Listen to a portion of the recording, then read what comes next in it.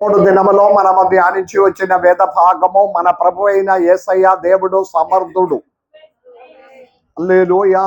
ఎంతమంది నమ్ముతున్నారు నిజంగా మన దేవుడు సమర్థుడని? చేతులు చూపించి స్తోత్రం చెల్లించాలి. ఆమెను ప్రభు నేను నమ్ముతున్నారు, నా దేవుడు సమర్థుడు. రెండు విషయములో, ఒకటి తన యందు ఆశ్రయించిన వాక్యంలో చదువుకొని ఉండండి, నాతో పాటు ఉండాలి. రెండు విషయములో దేవుడు సమర్థుడని పేతురు అపోస్తలుడు మాట్లాడుతున్నాడు. ఒకటి, తన భక్తులనే శోధనల నుండి తప్పించుటకు, రక్షించుటకు దేవుడు సమర్థుడు. హల్లెలూయా. ఒకటి ఏంటిది చెప్పండి? దేవుడు శోధనలో నుండి తప్పించుకొనుటకు దేవుడు సమర్థుడు. నమ్మిన వారు మాత్రం దేవునికి స్తోత్రం చెల్లించండి.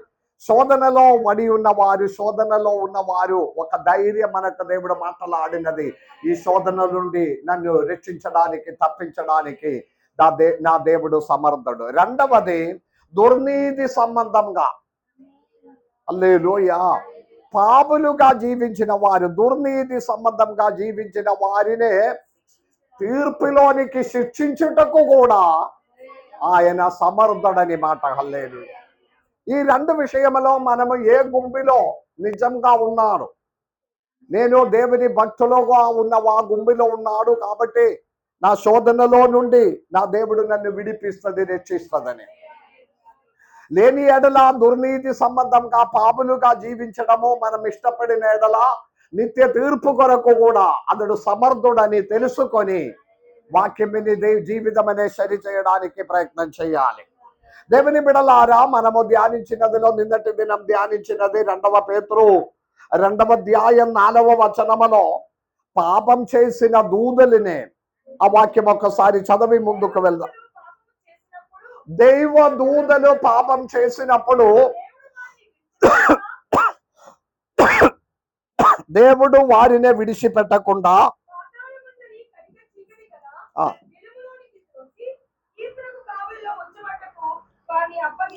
మరి ఒక్కసారి కూడా చదవండి. దైవదూతలు పాపం చేసినప్పుడు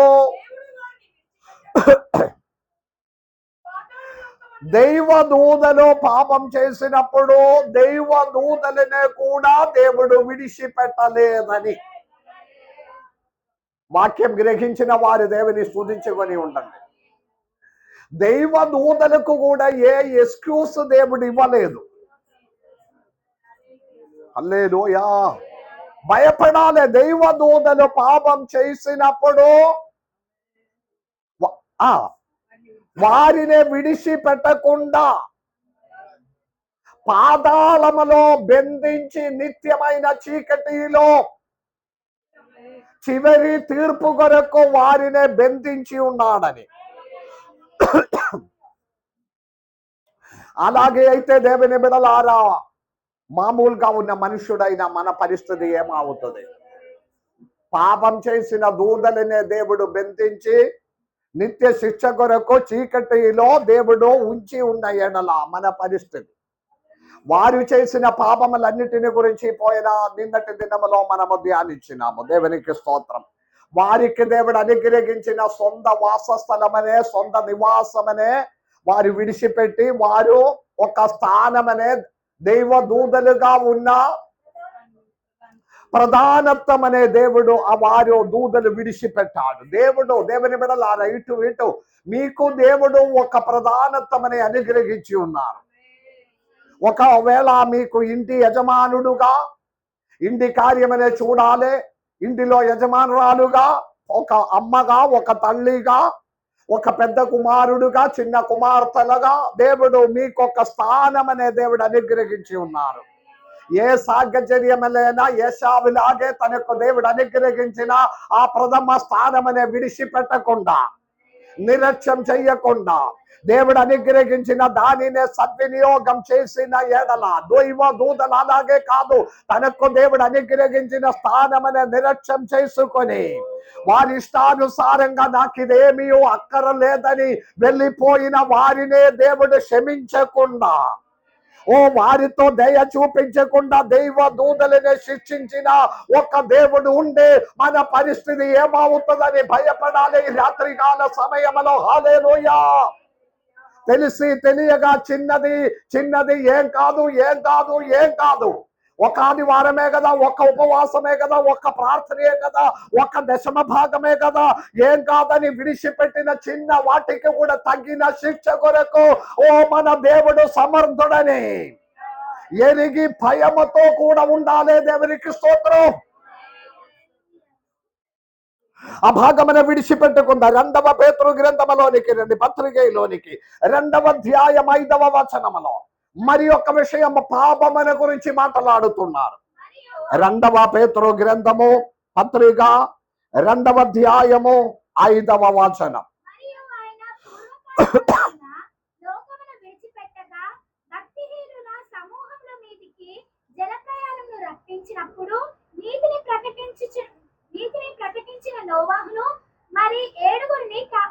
praise the Lord, praise the lord.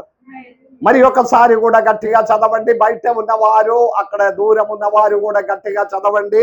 2వ పేతురు పత్రిక 2వ అధ్యాయం 5వ వచనం. పూర్వకాలములో ఉన్న లోకమనే విడిచిపెట్టగా భక్తిహీనలో భక్తిహీనుల సమూహమనే కూడా విడిచిపెట్టగా. అందరు ఇక్కడ ఉన్నారా? ఏ విధంగా జీవించ సరిపోతుంది? ఇష్టానుసారంగా జీవించినలా సరిపోతుంది. నా జీవితం నా ఇష్టం, నా కుటుంబము నా ఇష్టం, మా పని నా ఇష్టం, ఎవరుంది అడగడానికి అని అడుగుకొని జీవించిన దేవుని బిడలారా, పూర్వకాలమనే దేవుడు విడిచిపెట్టిన దేవుడు కాదు. పాదకాలమనే విడిచిపెట్టిన దేవుడు కానే కాదని వాక్యమనే నమ్మిన వారు విశ్వసించాలి. పూర్వకాలమనే విడిచిపెట్టకుండా వాక్యమనే పట్టుకొని ఉండండి. మీరు నేను చెప్పినప్పుడు మీరు చదువుకొని ఉండడానికి ఉండాలి. పూర్వకాలమనే విడిచిపెట్టకుండా భక్తిహీనలోనే, పూర్వకాలమనే విడిచిపెట్టకుండా భక్తిహీనులనే, ఆ భక్తిహీనులు ఒక సమూహమనే విడిచిపెట్టకుండా. అర్థమైన వారి దేవుని స్తుతించండి. హల్లెలూయా. పాపం చేసిన దూతలనే విడిచిపెట్టకుండా, భక్తిహీనులనే విడిచిపెట్టకుండా, పూర్వకాలమనే విడిచిపెట్టకుండా శిక్షించిన ఒక దేవుడు ఉండే ఈ నేటి కాలమనే కూడా విడిచిపెట్టిన దేవుడు కాదే కాదని ఎరిగిన వారు దేవుని భయపడుకొని ఉండాలి. ఉట్టిగానే జీవించి మృగములాగే చచ్చిపోయి లోకమనే విడిచిపెట్టడానికి కాదు. మరి నరులనే దేవుడు సృష్టించినప్పుడు తన స్వరూపమందు తన సాదృశ్యములే తన పోలికలాగే నరులనే సృష్టించి వారి లోపల మనుషుని లోపల దేవుని ఒక ఆత్మనే దయచేసినది. ఒక మృగములాగా జీవించి లోకమనే విడిచిపెట్టడానికి కాదు. నమ్మిన వారి చేతులెత్తి దేవుని స్తుతించుకొని ఉండాలి. ఆయన సిద్ధపరచిన పరలోక రాజ్యములో దేవుడు ఏర్పరచిన భవనములో మనము కనపడాలని. హల్లెలూయా. కానీ దేవుడు స్పష్టంగా మాట్లాడిన విషయమును బట్టి భయపడాలి. ఈ భయం అనేది అసలు లేదు. హల్లెలూయా. భయపడాలి. దైవ దూతలనే విడిచిపెట్టలేదు. పూర్వకాలమనే దేవుడు విడిచిపెట్టలేదు. అందరు ఇక్కడ ఉన్నారా? పాపం చేసిన దైవదూతలు కదా, కొన్ని ఎక్స్క్యూజ్ ఇచ్చేస్తాం. హల్లెలూయా. సంఘ పెద్దలు కదా, కొంచెం ఎక్స్క్యూజ్ ఇస్తాం. సంఘ మనకి దగ్గర ఉన్న కుటుంబం కదా, కొంచెం ఎక్స్క్యూజ్ ఇస్తాం. అదే విధంగా దేవుని సన్నిధిలో ప్రతి ప్రార్థనకి పాల్పొందుతున్నారు కదా, కొంచెం ఎక్స్క్యూజ్ ఇస్తాం. పాట గాయక బృందంలో ముందు ఉన్నారు కదా, కొంచెం ఎక్స్క్యూజ్ ఇస్తాం. ఆ విధమైనది ఉండే దైవదూతలకు ఎక్స్క్యూజ్ ఇవ్వవలసినది ఉంది. దేవుని బిడ్డలారా, బిల్లి గ్రహం అన్నారు ఒక రోజులో వాక్య పరిచర్యలో శ్రేష్టమైన దేవ సేవకుడైన బిల్లి గ్రహం మాట్లాడినావు. ఒకవేళ కాలిఫోర్నియా లాస్ ఏంజెలస్తో దేవుడు క్షమించిన ఎడల సొదొమ గొమొర్రా పట్టణములతో క్షమించాలి. హల్లెలూయా. అలాగే అయితే పూర్వకాలములో ఉన్న మన జీవితములతో, మనము చేసిన పాపములతో, అందరు ఇక్కడ ఉన్నారా?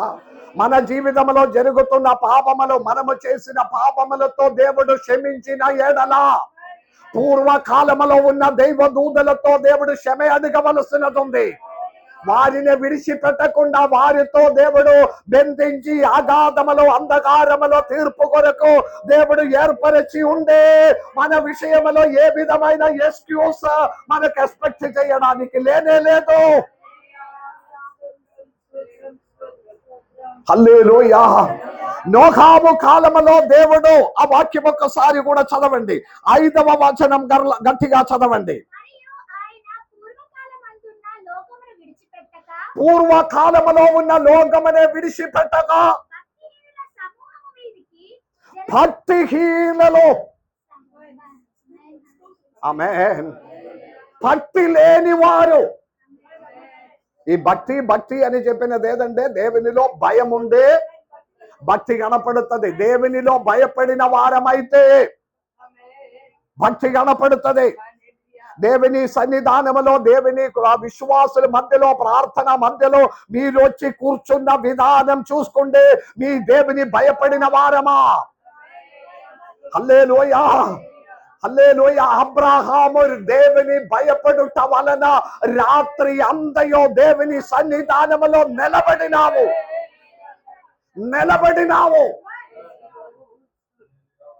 కారణం ఏదంటే, అబ్రహాం దేవుని భయపడినావు.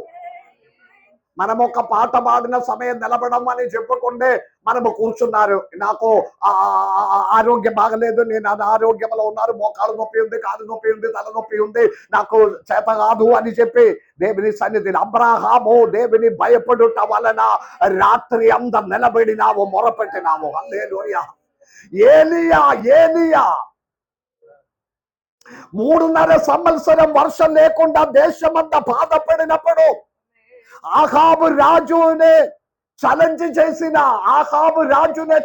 చేసిన ఏలియా పర్వతం మీదకి వెళ్ళి, హల్లెలూయా, పర్వతం మీదకి ఎక్కి మోకాలు మధ్యలో తలబెట్టుకొని, హల్లెలూయా,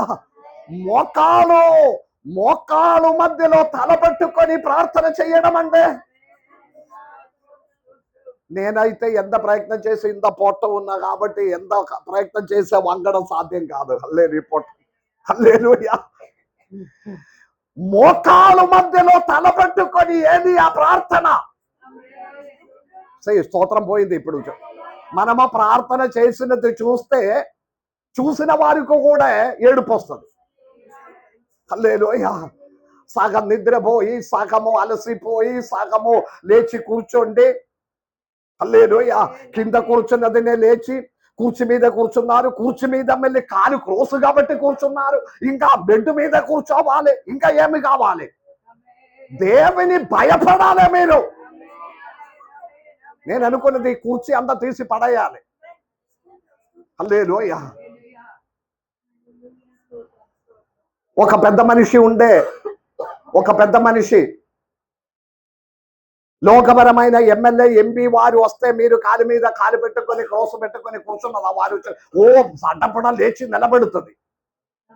దానికంటే ఎంత గొప్పవాడు మన దేవుని సన్నిధానంలో తల వంచి ఉన్నప్పుడు భయపడాలి. మోకాలు నొప్పి అంటే కాలటు పోవండి, దేవుడు స్వస్థపరుస్తుంది. ఆ ధైర్యం ఉండాలి మనకు.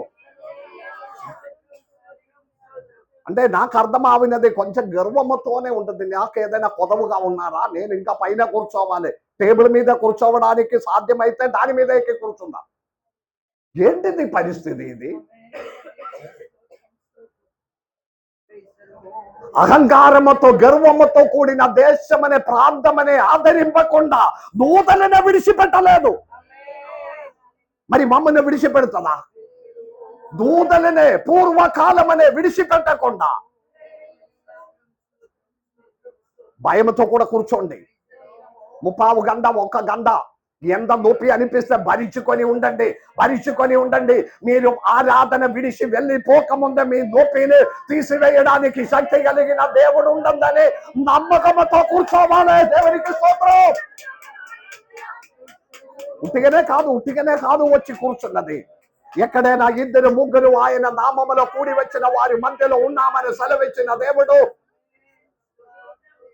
హల్లెలూయా, హల్లెలూయా. పూర్వకాలం అనే దేవుడు విడిచిపెట్టలేదు. అలాగే అయితే మమ్మల్ని ఎలాగే విడిచిపెడుతుంది దేవుని బిడ్డలారా?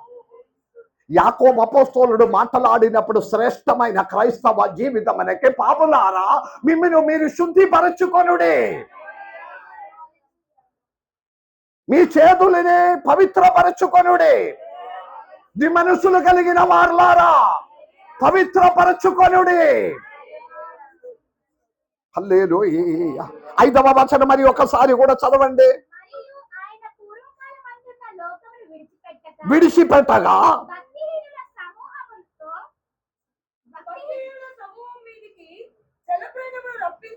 భక్తిహీనలో సమూహం మీదకి జలప్రళయమనే రేపించినప్పుడు, ఆమేన్,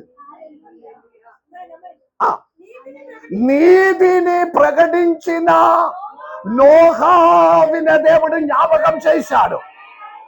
హల్లెలూయా. పూర్వకాలం అనే దేవుడు జ్ఞాపకం ఆ వారిని గుర్తు చేయకుండా, ఆదరింపకుండా, క్షమ చేయకుండా పాపులు సమూహం మీద భయంకరమైన బాధలనే కుమ్మరించినప్పుడు నీతి ప్రసంగం కూడా అయినా నోహావిని జ్ఞాపకం చేసిన ఒక దేవుడు ఈ రాత్రికాల సమయంలో ప్రేమదాసు కుటుంబమనే మాత్రం కాదు, కూడి వచ్చిన ప్రతి ఒక్క కుటుంబమనే దేవుడు జ్ఞాపకం చేయాలి. హల్లెలూయా. నోహావిని జ్ఞాపకం చేయడానికి ఉన్న కారణం ఏంటిది? 6వ అధ్యాయం 28వ వచనం ఒకసారి చదవండి. 6వ అధ్యాయం 28వ వచనం. నోహాము ఒక జననం, ఆయన ఒక జన్మం.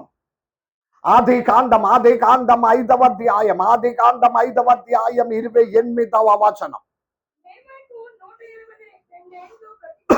లామెకుకి 182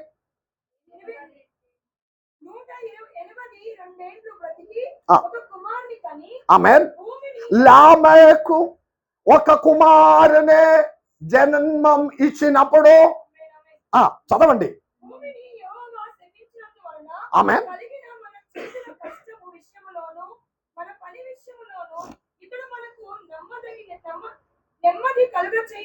దేవుడు శపించిన భూమిలో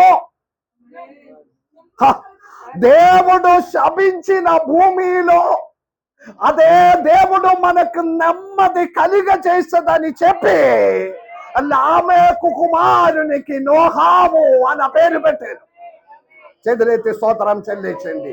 మీ జననమే ఒక నెమ్మది కొరకు.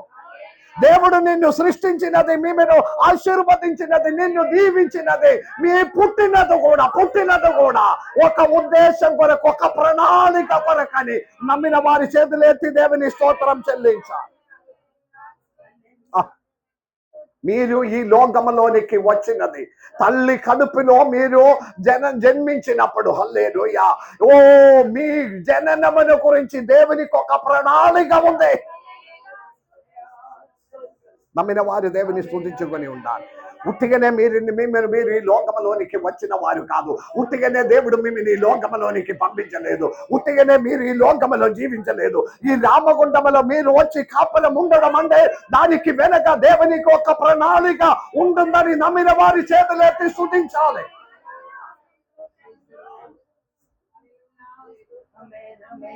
ఎన్ని సంవత్సరముకు వెనక ఆదికాండములో 3వ అధ్యాయములో దేవుడు నరులను సృష్టించి ఆదాము ఒక పాపము అపవాది అయిన సర్పము వచ్చి, అదంతా మనము మొన్న మాట్లాడినాము. హల్లెలూయా. సర్పము వచ్చి స్త్రీతో మాట్లాడి దేవుని మాట కంటే అధికంగా, అందరు ఇక్కడ ఉన్నారా? మీరు అటు ఇటు మీ మనసు మారుతున్నారు. అది నాకు ఇక్కడ నిలబడినప్పుడు అర్థం అవుతుంది. హల్లెలూయా. వాక్యమనే స్వీకరించిన వారెంతమంది, వాక్యమనే తృణీకరించిన వారెంతమంది. హల్లెలూయా. కూడి వచ్చినది దేవా, ఈ రోజు నాతో మాట్లాడము. పూర్వకాలములో జరిగిన శాపగ్రస్తమైన భూమిని, శాపగ్రస్తమైన మనుష్యుని శాపము ఒక కెట్టు విప్పడానికి దేవుడు జన్మనకు ముందే ఏర్పరచిన వాడు నోహావు. దేవుడు మర్మం వెలుపడి బయలుపరచాలంటే మీరు ప్రార్థనతో ఉండాలి. మీ జననముకు వెనక దేవునికి ఒక ప్రణాళిక ఉంది. ఓ మీ చుట్టుపక్కల మీరు ఉన్న స్థలములో ఉన్న శాపమనే కట్టు విప్పడానికి. ఓ హల్లెలూయా, హల్లెలూయా. ఓ నోహావు జన్మనముకు ముందుగా ఆయన కుటుంబముల గురించి, జీవితముల గురించి దేవునికి ఒక ప్రణాళిక ఉంది. దేవునికి స్తోత్రం.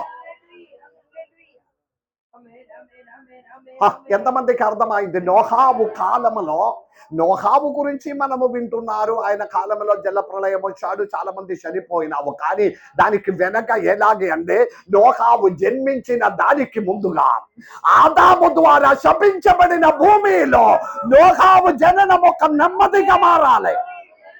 ఓహ్ హల్లెలూయా. నీ జీవితము, మీ కుటుంబమునకు ఒక నెమ్మది పరచడానికి, మీ జీవితము, మీ సంఘమునకి నెమ్మది పరచడానికి, మీరున్న సొసైటీలో, మీరు చదువుతున్న కాలేజీలో, స్కూల్లో, మీకున్న చుట్టుపక్కల ప్రాంతములకి నెమ్మది పరచడానికి మీ జీవితమునే దేవుడు ఈ భూమిలోనికి పంపించిందని నమ్మిన వారి చేతులేతి దేవుని కనపరచుకొని ఉండాలి.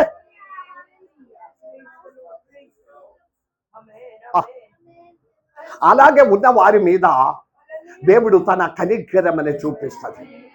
6వ అధ్యాయం 7వ వచనములోనికి రండి. ఆదికాండం 6వ అధ్యాయములో 7, 8 వచనములోనికి వచ్చిన ఎడల ఈ శాపమనే తీర్చడానికి, నెమ్మది పరచడానికి 5వ అధ్యాయం 28 మరి ఒకసారి చదివిన తర్వాత 6వ అధ్యాయంలోనికి రండి.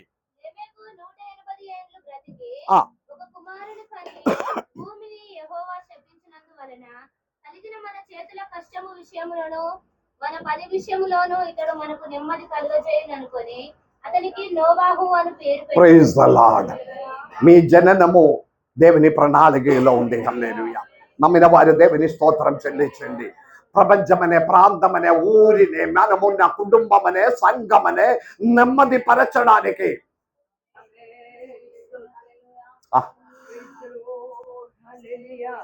మన జననమును గురించి నా దేవుని ప్రణాళిక మనం ఎరగాలి.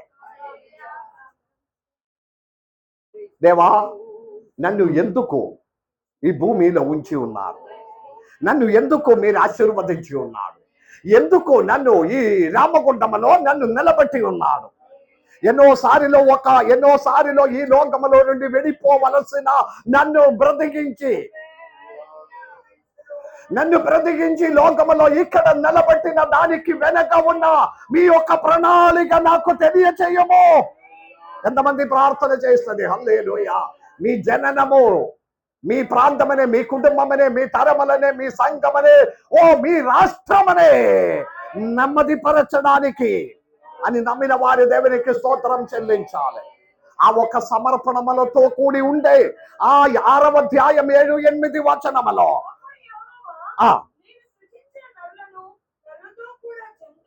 ఆమేన్.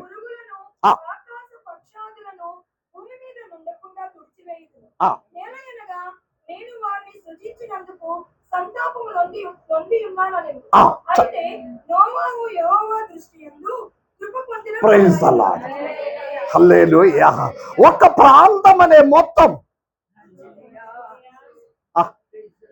వారు ఒక దుష్టత్వమును బట్టి, అనీతిని బట్టి, దుర్నీతిని బట్టి ఒక ప్రాంతం అనే మొత్తము నాశనం చేయడానికి దేవుడు నిర్ణయించాడు.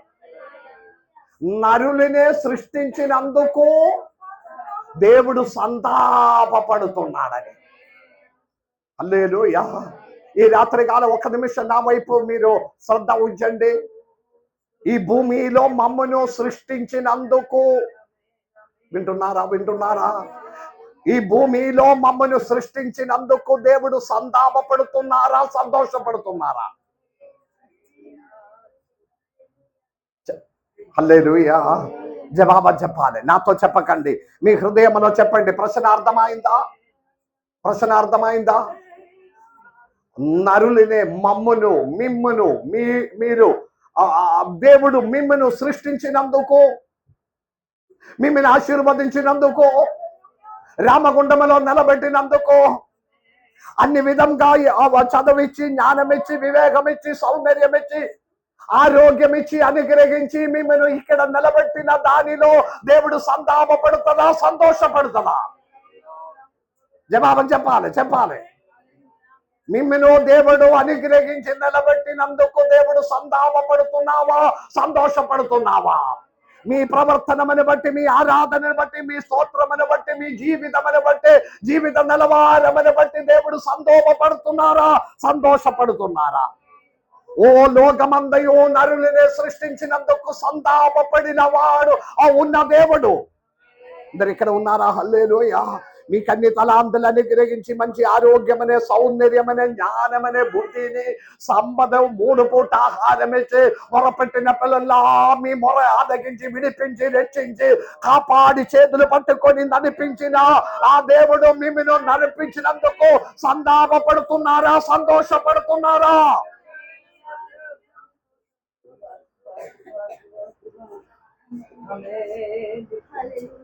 అందరి విషయంలో దేవుడు సంతాపపడినప్పుడు, నోహావు విషయంలో దేవుడు కృప కలిగిన వారంగా ఉన్నాడు.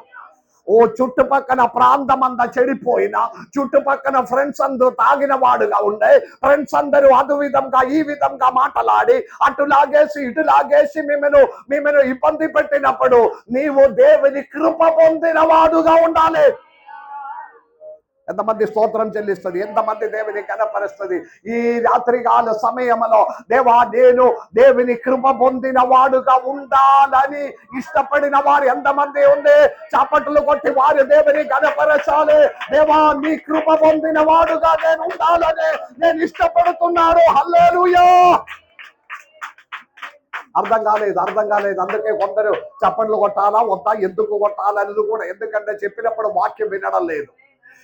లోకమంతా దేవుని దృష్టికి చెడిపోయి, లోకమంతా దుష్టతమలోనికి వెళ్ళిపోయి, లోకమనే మనుషులనే సృష్టించినదిలో సంతాపపడిన ఆ దేవుడు ఓ నోహావు అన్న ఒక వ్యక్తి మీద తన కృప ఓ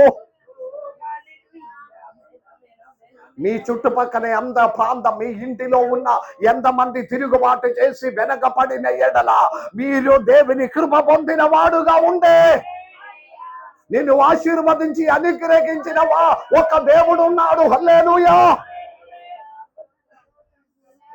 ఓ ఉట్టి దేవుని కృప పొందడం మాత్రం కాదు. హల్లెలూయా.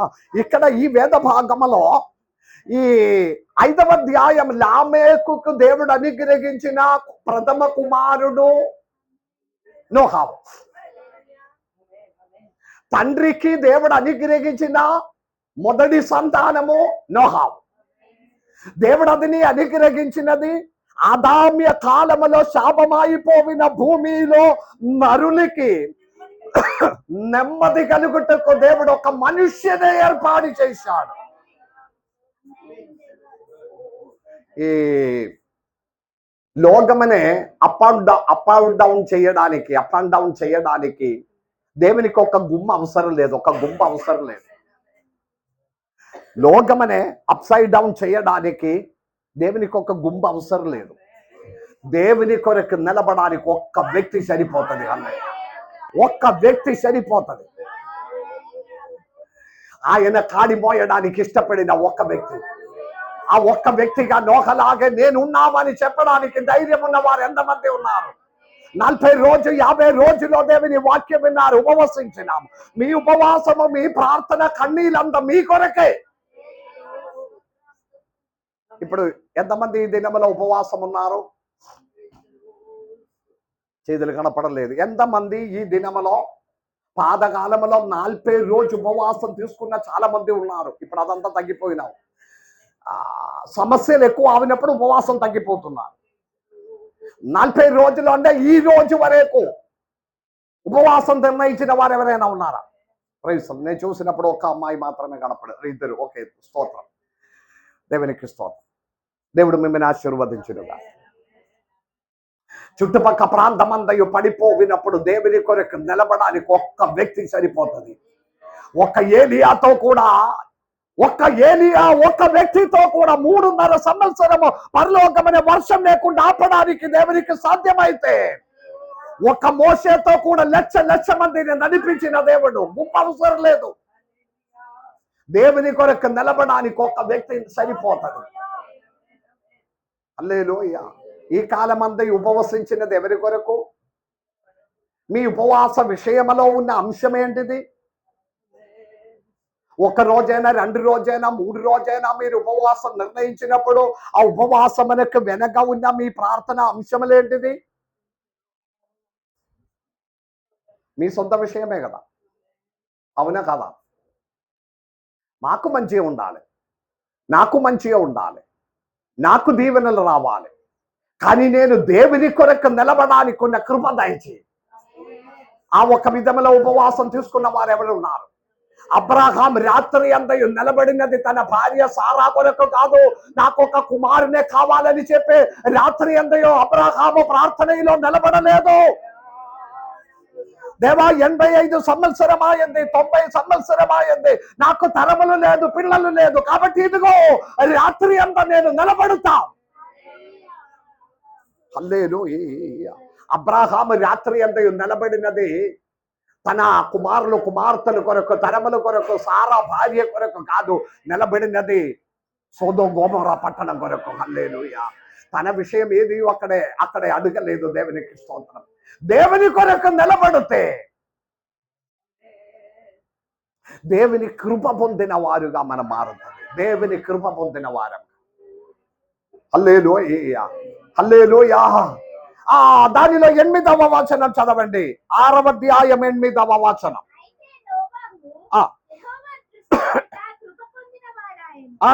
కృప పొందిన వాడాయను.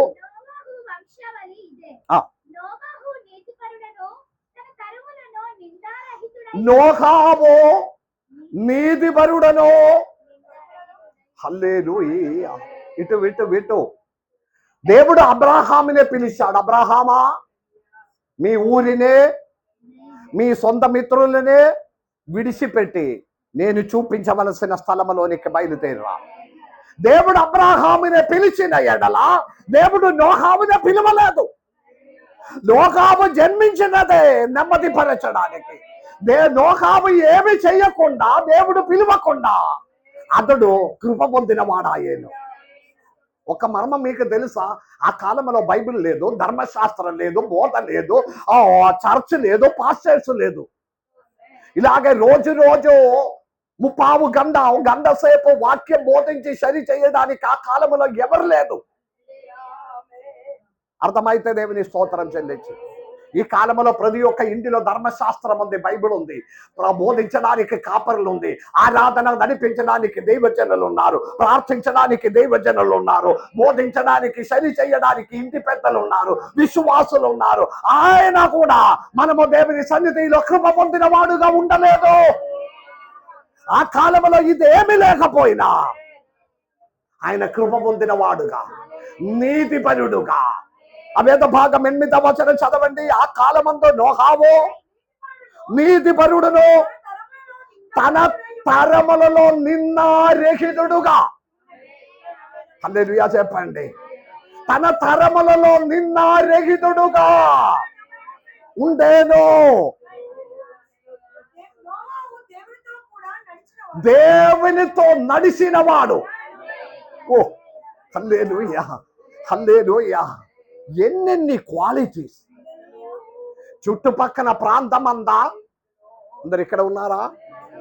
చుట్టుపక్కల ప్రాంతమంతా చెడిపోయి, అందరూ పాపములో ముడిగి, అందరూ దుష్కామ వృత్తిలోనికి చెడిపోయి, తనకు చుట్టూన్న వారు అందరూ చెడిపోయి పాపం చేసినప్పుడు, పాపములో ముడిగి ఉన్నప్పుడు మన వాడుకునే ఎక్స్క్యూజ్ ఏదంటే ఫ్రెండ్స్ బలవంతం చేసి, డ్యూటీ అయిపోయి బయటకు వచ్చినప్పుడేకు బర్త్డే, ఇంటిలో బర్త్డే, వారి బర్త్డే, వీరి బర్త్డే, వారి వెడ్డింగ్ యానివర్సరీ, వీరి వెడ్డింగ్ యానివర్సరీ, పాపకి మంచి రిజల్ట్ వచ్చింది, వారి బాబుకి మంచి రిజల్ట్ అయింది. దాని కొరకు వారి బలవంతం చేశారు. ఈ బలవంతం చేసిన వెనక నీవులు పోవడానికి ఎవరన్నారు? హల్లెలూయా. మీరు దేవుని బిడ్డ, బాప్తిసం పొందిన వాడు, ఆదివారం వచ్చి యేసయ్య రక్తమనే రొట్టిని తాగిన వాడు, ఆయన శరీరముతో ఏకంగా మారిన వారు, దీని వెనక పోమని మీతో ఎవరన్నారు? ఎందుకు చెప్పలేకపోతున్నారు? నా వలన ఇది సాధ్యం కాదు, నేను దేవుని బిడయే, నేను ఇది చెయ్యరాదు, ఇది తప్పు, పాపమని మీరు ఒక ఆత్మనే ఎందుకు సంపాదించలేదు? మన వాడిలో హోలీ ఆడినప్పుడు ఎందుకు, లేకపోతే ఏదో ఒకటి చేసినప్పుడు ఎందుకు, కళ్ళు తాగినప్పుడు ఎందుకు? చెప్పిన మాట ఏంటిది? ఫ్రెండ్స్, అందరు ఫ్రెండ్స్ చెప్పాడు కదా, బలవంతం చేశాడు కదా. పాపం చేయడానికి ఏ ఫ్రెండ్స్ బలవంతం చేస్తే ఎందుకు దానిలో నుండి బయటకు రావడం లేదు? అలాగే అయితే నోహాబు ఏం చెప్పాలి? సైలెంట్ అయిపోయింది, స్విచ్ ఆఫ్ అయిపోయినా. హల్లెలూయా. నోహాబు ఏం చెప్పాలి? నోహాబు కుటుంబం తప్ప తన బయటకు వెళ్ళిన ప్రతి కుటుంబము చెడిపోయిన కుటుంబం, ప్రతి వ్యక్తులు, ప్రతి ఫ్రెండ్స్, ప్రతి వాడు. ఆ తరములో నోహాబు జీవించలేదా? నీతిపరుడుగా, భక్తిపరుడుగా, న్యాయవంతుడుగా, దైవజనుడుగా, దేవుని కృప పొందిన వాడుగా నోహాబు దేవునితో కూడా నడవలేదా? కానీ మనకు ఎందుకు నడవలేకపోతున్నారు? పాపులారా, మీ చేతులనే పవిత్రపరచుకోండి. మీ మనస్సులు కలిగిన వారులారా, మిమ్మల్ని శుద్ధీపరచుకొనుడే. ఇదే క్రైస్తవ జీవితం యొక్క సాక్ష్యం. మీ పక్కన వారు, మీ పొరుగు వారు, మీరు బ్రాండీ షాప్ నుండి బ్రాండీ తీసుకొచ్చి డిస్పోజల్ లో పోసి తాగినప్పుడు మీరు ఇతరులు కొండే మీ క్రైస్తవ జీవితం మనకే సాక్ష్యం.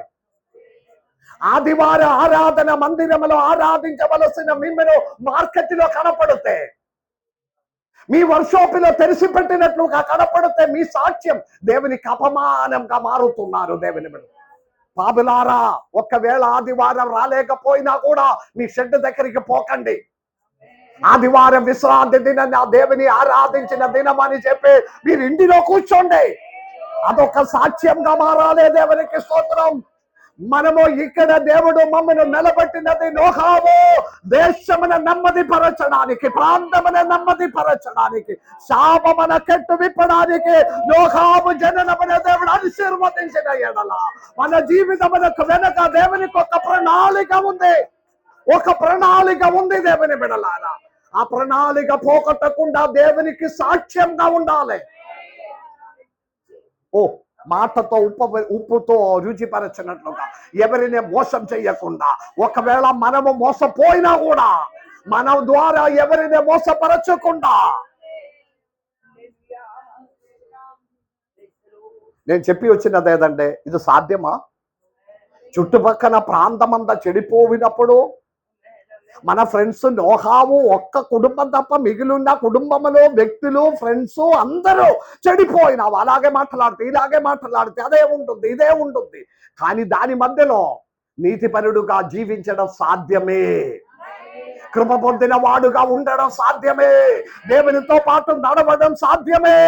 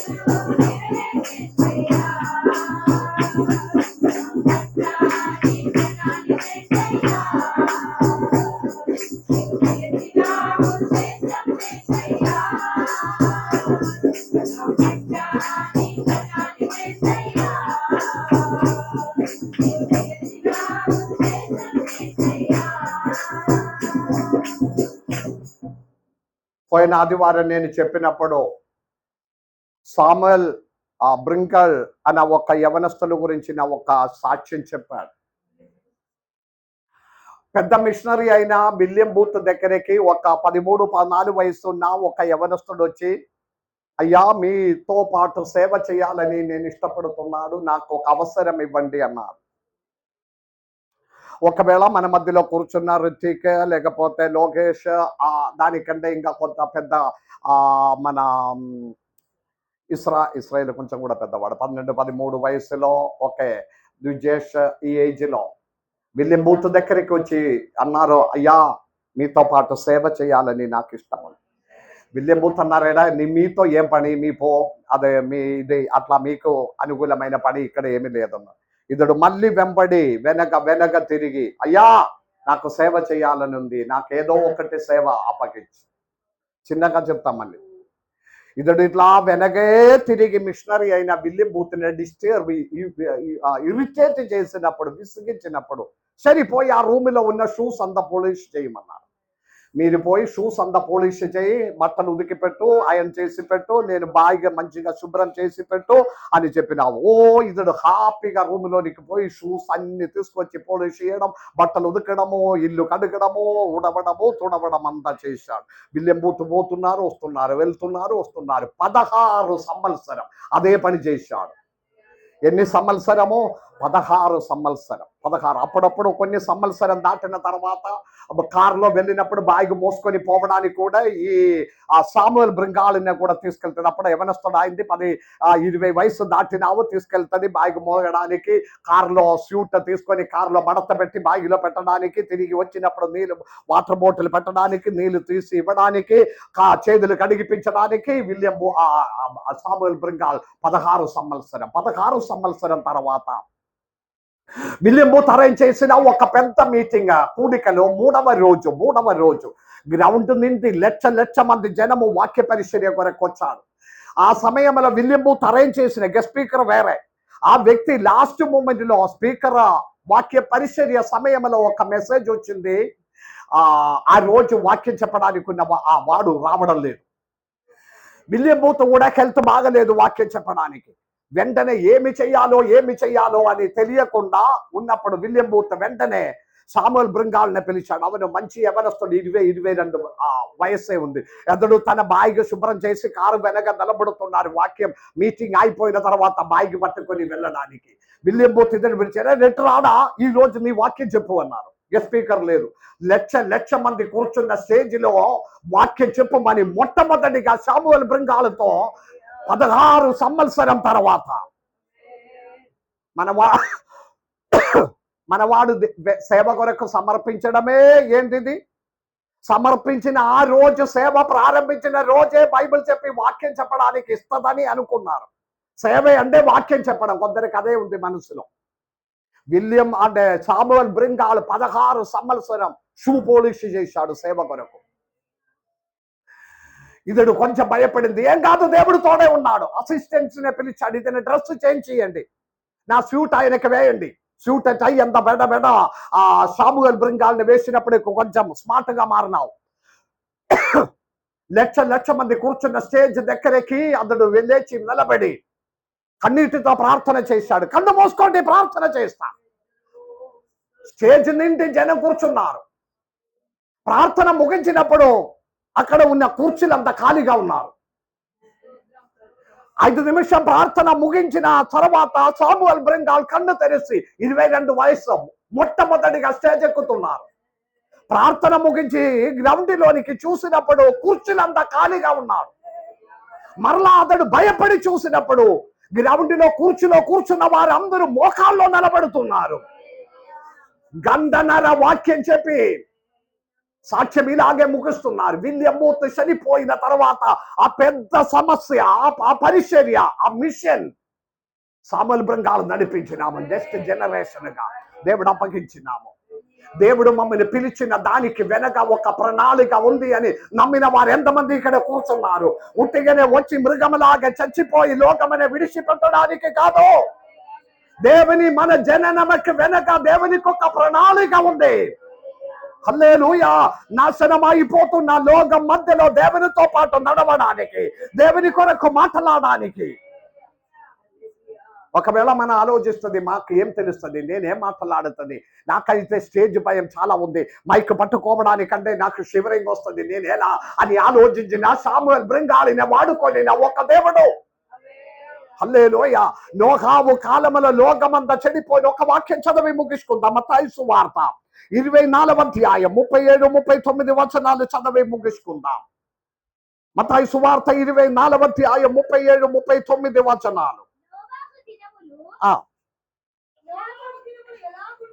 నోహావు దినములు ఎలాగ ఉండును? అందరు ఇక్కడ ఉన్నారా? ఆ కాలములో ఉన్న నోహావు కాలమనే ఈ నేటి కాలముతో దేవుడు కంపేర్ చేస్తున్నారు. యేసయ్య దేవుడు చేతులెత్తి స్తోత్రం చెల్లించాలి. నోహావు కాలములో, ఆ కాలములో ఎలా ఉన్నారో మనుష్య కుమారుని రాకడ, రెండవ రాకడ, యుగాంతం. ఏ కదిలింపు లేదు, ఏ కదిలింపు లేదు. బండలాగా కూర్చున్నారు. వాక్యం ఎక్కడ లేదు, అర్థం కావట్లేదు. హల్లెలూయా. నోహావు కాలములో ఎలాగే ఉన్నారో మనుష్య కుమారుని రాకడ, అమ్మా, యుగాంతం కూడా అలాగే. నోహావు కాలములాగే ఒక కాలం ఎప్పుడు ఆసన్నం అవుతుందో అప్పుడు రాకడ, యుగాంతం అని తెలుసుకోవాలని యేసయ్య దేవుడు తన వాక్య పరిచర్యలో. ఇంకా చదవండి, కిందకి చదవండి. నోహావు కాలం ఎలాగో అలాగే మనుష్య పుత్రుని రాకడ కూడా. మొదటి దినములలో నోహావు ఓడలోనికి వెళ్ళు దినం వరకు వారు తినుచు త్రాగుచు పెళ్లి చేసుకొనుచు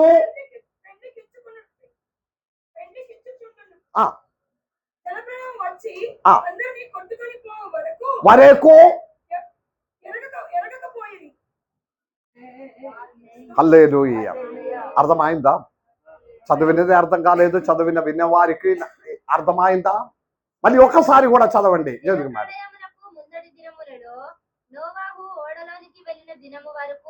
నోహావు కాలమునకి మున్నటి దినములో నోహావు ఓడలోనికి ప్రవేశించ వరకు జనము తిన్నుటకు, త్రాగుటకు, పెళ్లికి ఇవ్వుటకు, పెళ్లి తీసుకోవడము జరిగిపించుకొని పోయినాము.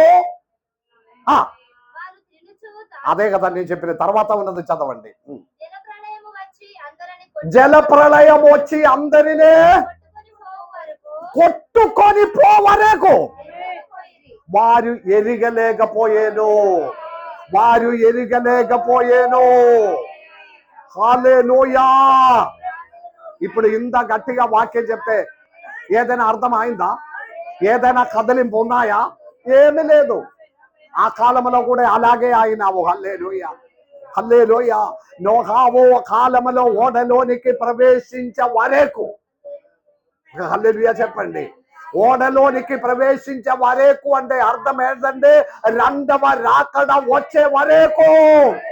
మనుష్య పుత్రుని కుమారుడు రాకడ కూడా అలాగే జరుగును, యుగాంతం కూడా అలాగే జరుగును. ఏంటిది అలాగే జరుగును అంటే ఏంటిది? తినాలి, త్రాగాలి, పెళ్లి చేయించాలి, పెళ్లికి ఇవ్వాలి, పని చెయ్యాలి, సంపాదించాలి, ఇంకా కొంచెం కూడా కలపాలంటే చదివించాలి, పెళ్లి చేయించాలి, ఇల్లు కట్టాలి, వాహనం కొనాలి, తినాలి, త్రాగాలి. అంతే కదా. అది తప్ప వేరే ఏదైనా ఉన్నాయా ఆలోచన? అర్థం కాలేదు. నోహావు కాలములో జనం ఎలాగే ఉంటుందంటే తినాలి, త్రాగాలి, పెళ్లి చెయ్యాలి, పెళ్లికి ఇవ్వాలి, కుటుంబం ఉండాలి, ఇల్లు కట్టాలి, బ్రతకాలి, పిల్లల్ని చదివించాలి, ఉద్యోగం రావాలి, మరి మంచి స్థాయిలో ఉంచాలి అని తప్ప వేరే ఏ ఆలోచన లేదు. జల ప్రళయం వచ్చి అందరినే కొట్టుకొని పోవరకు. పోయిన సంవత్సరం కేరళ ఊరిలో ఒక ల్యాండ్ స్లైడింగ్ జరిగింది. ల్యాండ్ స్లైడింగ్ తెలుగులో ఏం చెప్పాలి? వరద. భయంకరమైన ఒక కొండ మొత్తం కొట్టుకొని పోయింది. కొండ కింద ఉన్న ఒక ఊరు మొత్తం ఒక రాత్రి కొట్టుకొని పోయింది. ఒక ఊరు మొత్తం. టీవీలు అంతా చూపించినాము. కేరళ అంతా కొండ లోయలు అలాగే ఉంది. అన్ని ప్రాంతంలో జనం ఉన్నాయి. ఒక కొండ మీద నుండి వర్షములో నీళ్లు కొట్టుకొని నది ప్రవాహమలే రాలుతో బండతో మట్టితో పాటు అర్ధరాత్రి 2 గంటల సమయంలో అనుకోకుండా ఆకస్మాత్తుగా కొట్టుకొని పోయింది ఒక ఊరు మొత్తం. ఒక్కరు కూడా మిగలకుండా మట్టి లోపల కారు, వాహనాలు, లోరీ, సైడు, వారుకున్న బిల్డింగు అంతా కొట్టుకొని పోయినా. ఉదయం 5 గంటలకి జనం పరిగెత్తి వచ్చినప్పుడు ఆ ఊరు అక్కడ లేవు. నేను ఉట్టి కథ కాదు, పోయిన సంవత్సరం జరిగినది. తిని త్రాగి ఎంజాయ్ చేసి పెళ్లి చేసి ఆ రేపటి దినం గురించి ఆలోచనతో ఒక ఊరు మొత్తం కొట్టుకొని పోయినా. నోహాము కాలములాగే ఒక కాలం ఎప్పుడు వస్తుందో అప్పుడు మనుష్య పుత్రుని రాకడ సమీపమైందని తెలుసుకోవాలి. ఎంతమంది భయపడుతుంది? మనుషులారా, దేవుని బిడ్డలారా, యాకోబు అపోస్తలుడు చెప్పినది, పాపులారా మీరు పవిత్రపరచుకొని ఉండుడి. క్రైస్తవ జీవితం శ్రేష్టమైన ఒక క్రైస్తవ జీవితం కొరకు ఒక మాట చెప్పి ముగించుకుందాం. మన జననము దేవునికి ఒక ప్రణాళిక ఉంది. మర్చిపోకుండా జాగ్రత్తగా ఉండండి. నోహావు శాపమునే నుండి విమోచించడానికి దేవుడు ఆ నోహావిని భూమిలోనికి సృష్టించిన ప్రకారం రామగుండములో నిలబెట్టిన వారికి వెనక దేవుని ప్రణాళిక ఉంది. అది నెరవేరాలి. ఒక హల్లెలూయా చెప్తావా? Praise the Lord. రెండవది, దేవుని కృప పొందిన వారంగా ఉండాలి. మూడవది, తరములంతా చెడిపోయినప్పుడు నీతిపరుడుగా, సత్యసంధుడుగా, దేవునితో పాటు నడిచిన వారంగా ఉండాలి. హల్లెలూయా. తర్వాత బలిపీఠం కట్టి నోహాము నూతన భూమిలో దేవుని ఆరాధించాడు. ఆలయమనే కట్టి, మందిరమనే కట్టి దానిలో పూర్ణ హృదయముతో ఆరాధించిన మనస్సు కలిగి ఉండాలి. నేను ఇక్కడ ముగించుకుందాం. ఈరోజు మనము ఒక శుద్ధిపరచడం, నోహావులాగే మారడం, ఒక నీతిపరుడుగా మనమును ఈ లోకములో నిలబెట్టినది. రామగుండములో అనేక సమస్యలు, బాధలు, రోగములు, మరణములో నుండి కాపాడి నిలబెట్టిన దానికి వెనక దేవునికి ఒక ప్రణాళిక ఉంటుందని ఎరిగి ఆయన కొరకు నిలబడడానికి ప్రయత్నం చేసుకుందాం. తరములని ఆశీర్వదించిన దేవుడు. హల్లెలూయా. ఆ దేవుని సన్నిధిలో సమర్పించుకుందాం. దేవుడు మన అందరిని దీవించి ఆశీర్వదించును గాక. ఆమేన్.